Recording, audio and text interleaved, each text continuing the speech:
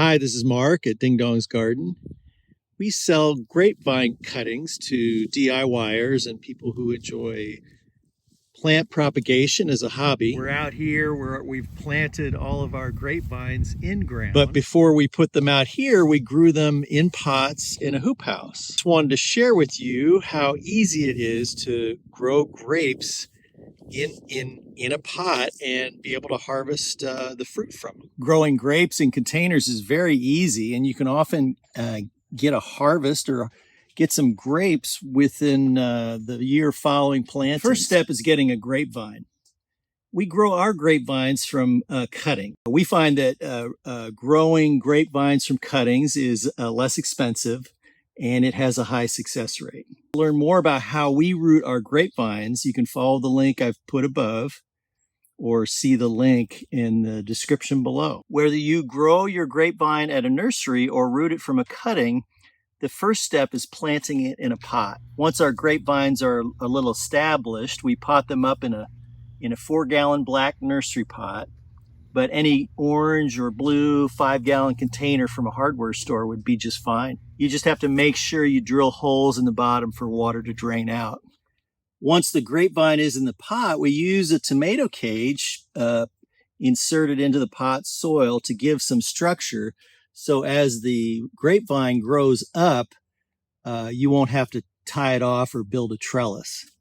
So during this first year of growth, you're just establishing that first year or what would be second year wood next year, a good root system in place so it can grow quickly next year. Because grapes will fruit on second year wood, or you need an existing base of wood, and from the new buds on that wood, you'll get a shoot, and off of that shoot, the grapes will develop. Early in the second year after growth has started, you'll begin to see flowers set for the grapes. And once those are fertilized, they will begin to develop grapes slowly over the summer. And depending how warm your location is, because grapes love heat, you will eventually get grapes. And like you can see here from this Suffolk Red, we started growing this in a pot last year, and it's putting out a nice set of grapes. And this is a table grape called Allwood.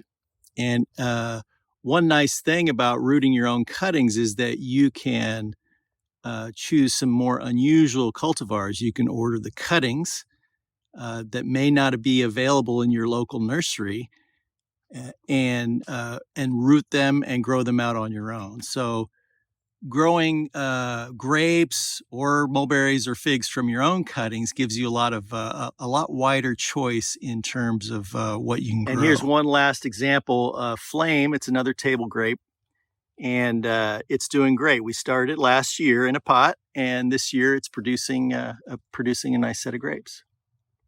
And if we left it in a pot, it would produce more, but we're probably going to take all these and put them out in our vineyard.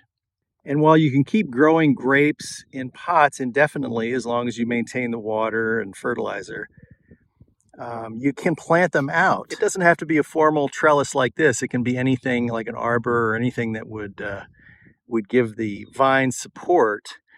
And these will become huge. I mean, essentially they're kind of be in an infinitely sized pot, so the root systems will grow, and the need for you to pay attention to watering and fertilizing will lessen since they can go get their own nutrients in the ground. So I highly recommend you experiment with grapes.